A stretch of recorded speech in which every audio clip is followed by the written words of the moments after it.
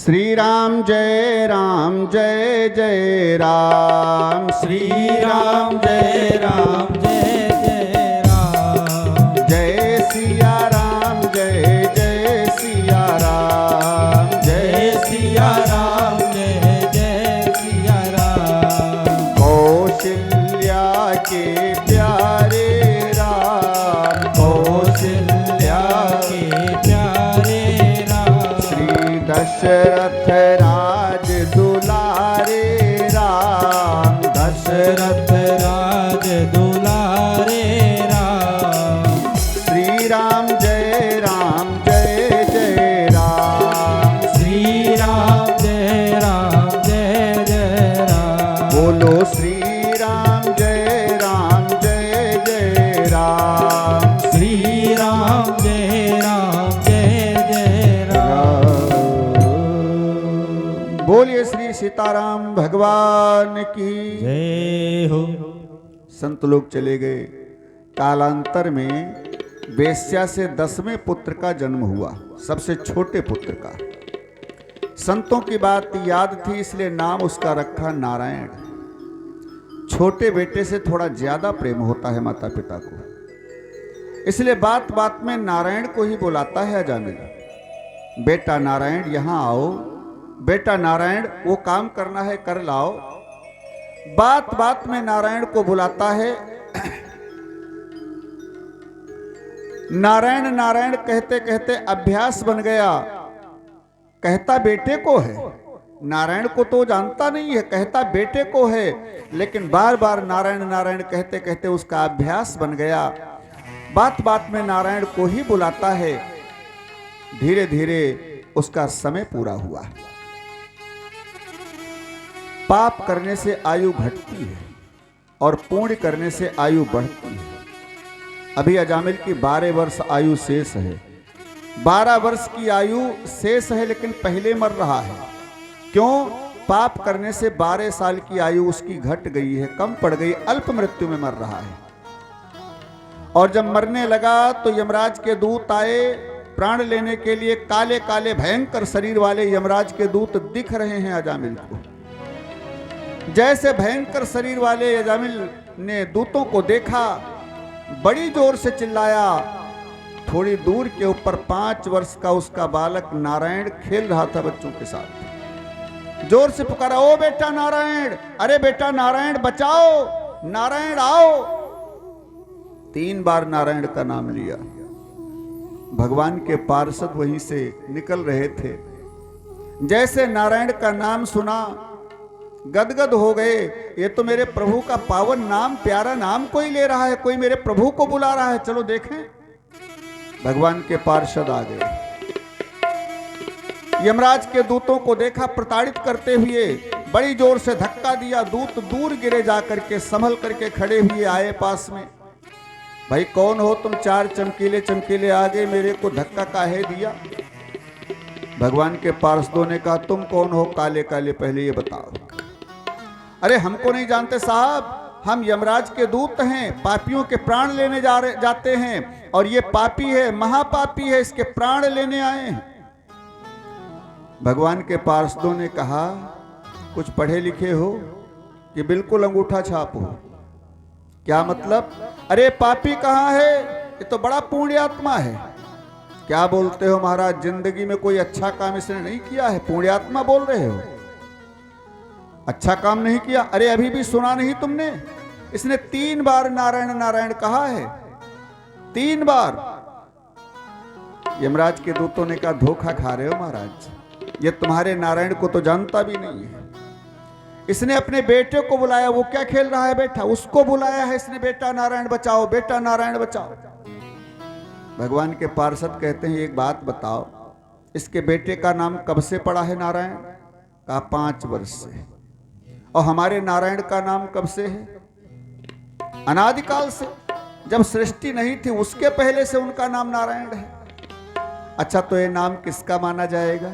है ये नाम किसका माना जाएगा?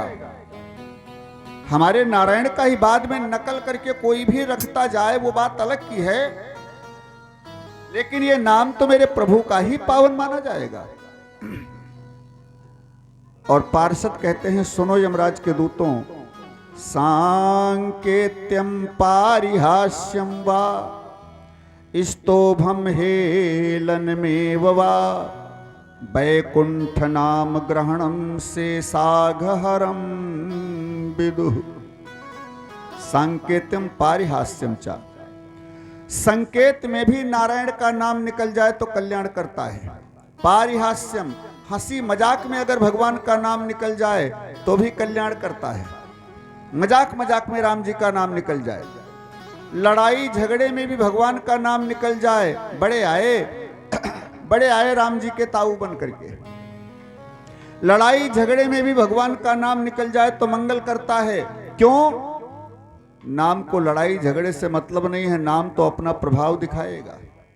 जैसे आग पड़ी हुई है, आग के ऊपर धोखे से पैर पड़ जाए तो भी वो जलाएगी, जानबूझ करके पैर रखो तो भी वो जलाएगी, प्रणाम करके अग्नि देवता को पैर रखो तो भी वो जलाएगी, क्योंकि उसका काम है जलाना, इसलिए वो जलाएगी। चाहे जैसे छुओ अग्नि को, वो जलाएगी। ऐसे भगवान का नाम है, चाहे जैसे लो, चाहे जैसे लो, वो अपना प्रभाव करेगा। पहाड़ के जैसा ढेर लगा हो कूड़ा कबाड़ा का, एक माचिस की तीली काफी है उसको जलाने के लिए। ऐसे ही चाहे जितना बड़ा पहाड़ जैसा ढेर लगा हो पाप का अंदर, लेकिन भगवान का एक पावन नाम समस्त पाप के समूल को नष्ट करने में समर्थ है, जलाने में समर्थ है। इसलिए इसके पाप नहीं रह गए, ये महापुण्यात्मा हो गया है। मैं कहता हूं चले जाओ यहां से, फिर भी यमराज के दूत नहीं माने, नहीं माने। जब नहीं माने तो अच्छी खासी पिटाई किया। भगवान के पार्षदों ने यमराज के दूत पिटाई खा करके चले गए, भगवान के पार्षद भी चले गए। सुखदेव जी कहते हैं अजामिल जिंदा हो गया, क्योंकि 12 साल की उसकी आयु शेष रह गई। अब नाम का प्रभाव देखेंगे, भजन का प्रभाव देखेंगे। धोखे से कह दिया है मरने के समय। भगवान के पार्षद भी चले गए, अजामिल जिंदा हो गया। अजामिल ने भगवान के पार्षदों की और यमराज के दूतों की स्पष्ट बात सुनी है। जैसे जिंदा हुआ उठकर बैठा, दांत के नीचे उंगली दबाई, बाप रे, सारी जिंदगी पाप करते करते बिता दिया। इतना बड़ा प्रभाव इस नाम का। जब इतना बड़ा प्रभाव इस नाम का है, धोखे में कहने से मेरी अल्प मृत्यु टल गई, मृत्यु पीड़ा टल गई, तो कहीं अगर प्रेम से भजन किया गया होता, प्रेम से गायन किया गया होता भगवान के नाम का, तो कितना बड़ा कल्याण होता। अजामिल की आंखें खुल गई अंदर वाली, सब कुछ छोड़ दिया, सारा परिवार मोह माया छोड़ करके बच्चों को संत बन गया और गंगा जी के किनारे आकर के जो 12 साल की आयु शेष बची थी, 12 साल निरंतर भजन करते करते बिता दिया। और अंत में भगवान के दूत आए, अजामिल को बैकुंठ लेकर के चले गए। अजामिल का उद्धार हो गया। केवल नाम की महिमा के द्वारा, नाम के प्रभाव से अजामिल के समस्त पाप जल करके नष्ट हो गए। यमराज के दूत आए भागते वहां से, यमराज के सामने पासा दंड सब फेंक दिया। लो महाराज संभालो अपना सामान, हमें नहीं करनी नौकरी, हमारा इस्तीफा। यमराज के दूतों ने कहा बात क्या हुई पहले ये तो बताओ। यमराज के दूतों ने कहा महाराज हम उसके प्राण लेने के लिए गए, बड़ा पापी था, प्राण लेने के लिए तुमने भेजा, हम गए, उसने 3 बार नारायण नारायण कह दिया, और जैसे नारायण का नाम यमराज के दूतों के मुंह से निकला, सो मुंह के ऊपर हाथ रख दिया, बस अब मत कहना आगे। क्यों? इस नाम में क्या चमत्कार है?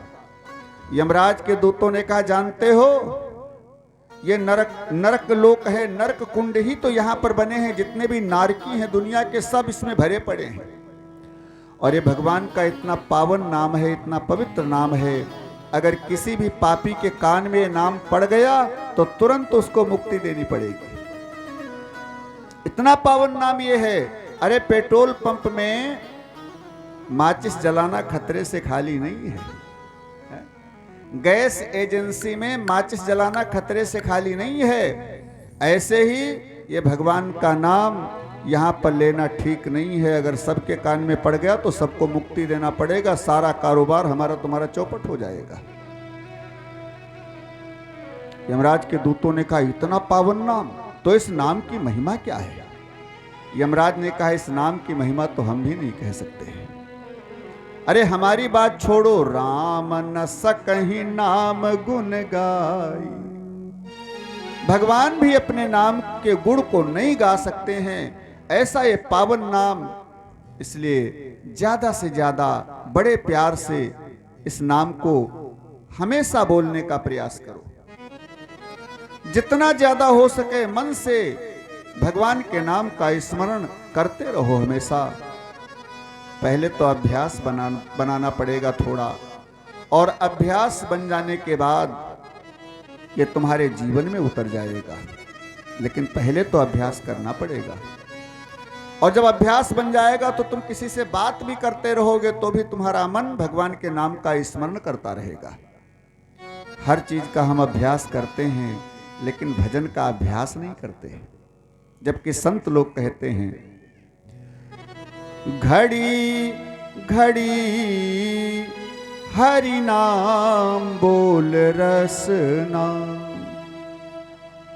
घड़ी घड़ी हरि बोल मेरी रसना, घड़ी घड़ी हरि बोल मेरी रसना, घड़ी घड़ी हरि बोल मेरी रसना।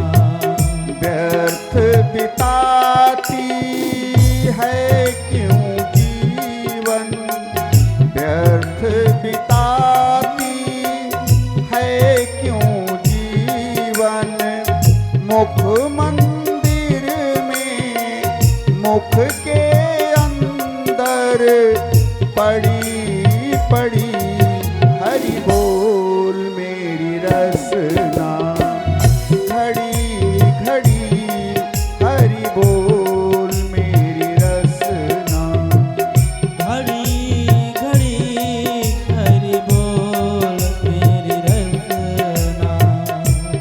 करना क्या है?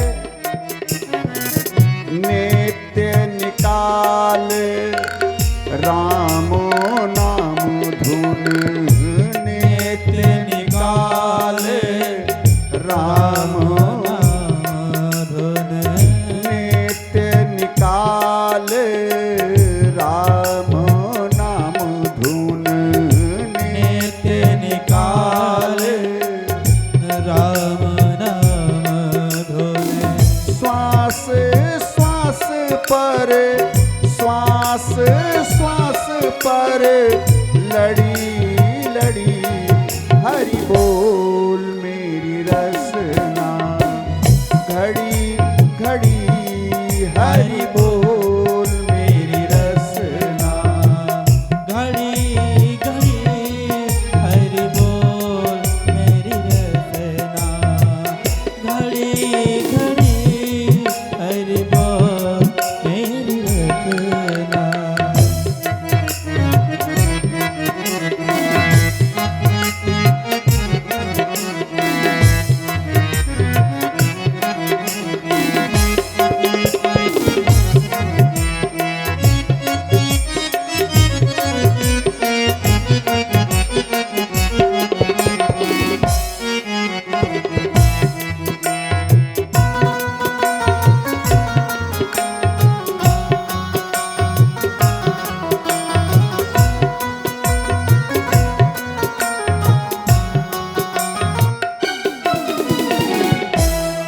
होगा क्या?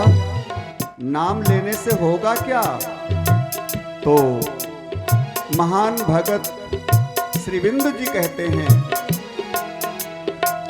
जाग उठे तेरी ध्वनि सुन कर, जाग उठे तेरी ध्वनि सुन ओ जाग उठे ये नाम धुनि सुन कर, जाग जाग उठे नाम ध्वनि सुन कर।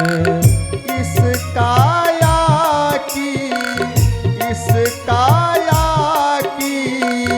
कड़ी कड़ी हरि बोल मेरी रसना। घड़ी घड़ी हरि बोल मेरी रसना। घड़ी घड़ी हरि बोल मेरी रसना। घड़ी घड़ी हरि बोल मेरी रसना। और बिंदु जी कह रहे हैं हमेशा 24 घंटे प्रत्येक श्वास से इस नाम को जितने ज्यादा निकालोगे आनंद आएगा, कल्याण होगा। बरसाले हरि नाम सुधारस। बरसाले हरि नाम सुधार। बरसाले हरि नाम सुधारस। बरसाले हरि नाम सुधारस। बिंदु बिंदु से झड़ी झड़ी हरि बोल मेरी रसना। घड़ी घड़ी हरि बोल मेरी रसना। घड़ी घड़ी हरि बोल मेरी रसना। घड़ी घड़ी हरि बोल मेरी रसना। घड़ी हरि बोल मेरी रसना।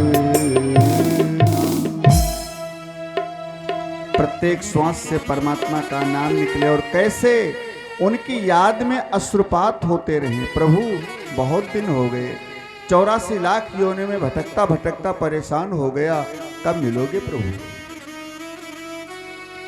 यहां एक सूत्र समझें, भगवान की याद आती है कि भगवान की याद करते हो। विचार करके देखें, भगवान की याद करते हो कि भगवान की याद आती है। जैसे आप अपने परिवार में किसी सदस्य से या पूरे परिवार से ज्यादा प्रेम करते हैं, या रोजगार व्यापार से ज्यादा प्रेम करते हैं, उसके बिना आप नहीं रह सकते। अब मान लीजिए 2 महीने कहीं आपको बाहर जाना पड़े, बाहर काम कर रहे हैं आप, और काम करते करते मान लीजिए बेटे से ज्यादा प्रेम है आपको, काम कर रहे हैं, बेटे का ध्यान भी नहीं करना पड़ा, उसकी याद आ रही है, अपने आप याद आ रही है। याद करना नहीं पड़ता है, अपने आप आ रही है। और भगवान की याद जब जबरदस्ती हम करते हैं, ठोकर लगी, भगवान की याद आ गई, नहाए धोए तो याद आ गया, अरे 1 लोटा शंकर जी को जल भी चढ़ाना है। जो पूजा पाठ करते हैं, भजन करते हैं, माला करते हैं, मान लीजिए जैसे स्नान किया याद आ गई, अरे मेरे को तो 1 माला जप करना है, भजन करना है। और जैसे वो पूरा हुआ, आधा घंटा में कार्यक्रम पूरा हुआ, भूल गए, फिर अपने काम में व्यस्त हो गए, याद नहीं आनी है। परिवार जो 2 महीने से अलग हुआ, 2 दिन के लिए अलग हुआ है, उसकी हमें याद आती है बराबर, और भगवान की याद करना पड़ता है, जबकि 84 लाख योनियों में भटकते हुए करोड़ों वर्ष बीत गए, लेकिन भगवान की याद आती नहीं है, करना पड़ता है। कहते हैं प्रेम ओरिजिनल वही है जब भगवान की याद आनी शुरू हो जाए अपने आप। हम कोई भी काम कर रहे हैं, प्रभु की याद आ गई, कोई भी काम कर रहे हैं, उनकी छवि आ गई सामने, है मेरे प्रभु ऐसे हैं, उनका नाम आ गया ध्यान में। ये ओरिजिनल प्रेम है, इसकी प्रैक्टिस बनाओ, और जब ऐसा होना शुरू हो जाए तो समझ लो हम प्रेम की शुरुआती सीढ़ी पर पैर रखने वाले हैं, रखा नहीं है अभी, रखने वाले हैं। और वही यहां श्री सुखदेव जी कहते हैं, परीक्षित भगवान के नाम की महिमा कहां तक गाई जाए। यमराज भी कहते हैं उनके नाम की महिमा, अरे हमारी बात छोड़ो, राम भी परमात्मा भी अपने नाम की महिमा गा नहीं सकते कि इनका कितना पावन नाम है। ऐसे अजामिल का चरित्र सुना करके श्री सुखदेव जी ने भगवान के नाम की महिमा बताई षष्ठम स्कंद में। इसके बाद वृत्रासुर की कथा सुनाई। दधीच की हड्डियां मांग करके वज्र बना करके भगवान विष्णु के परामर्श से कैसे वृत्रासुर का वध किया, ये सारी कथा सुनाने के बाद षष्ठम स्कंद का विराम होता है और सप्तम स्कंद का प्रारंभ होता है। और जैसे सप्तम स्कंद का प्रारंभ हुआ, परीक्षित जी ने एक प्रश्न किया श्री सुखदेव जी से। क्या प्रश्न किया? कहते हैं गुरुदेव एक बात मेरी समझ में नहीं आई। आज कथा सुनते सुनते चौथा दिन आ गया, यहां तो पांचवा दिन है, सप्ताह की बात कर रहा हूं। सप्ताह की बात में ये चौथे दिन कथा आती है। भगवान कन्हैया का जन्म भी चौथे दिन होता है। पांचवें दिन गोवर्धन पूजा होती है, छठे दिन रुक्मिणी विवाह होकर के सातवें दिन पूर्ण, लेकिन 11 दिन की कथा है, इसलिए आज पांचवा दिन है। यही कथा भगवान के जन्म वाले दिन होती जब 7 दिन की होती। अब भगवान जी का जन्म तो कल होने वाला है, कन्हैया जी का रात्रि में। सीताराम। ठीक है।